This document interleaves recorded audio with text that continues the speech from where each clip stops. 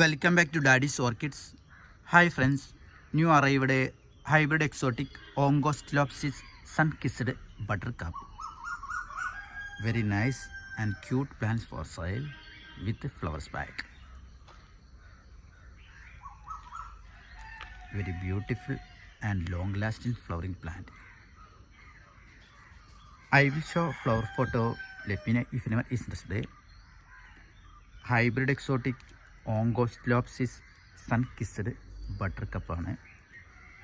നല്ല ഹെൽത്തി ആയിട്ടുള്ള ക്യൂട്ടായിട്ടുള്ള ബഡോട് കൂടിയുള്ള പ്ലാന്റ്സുകൾ അവൈലബിൾ ആണ്.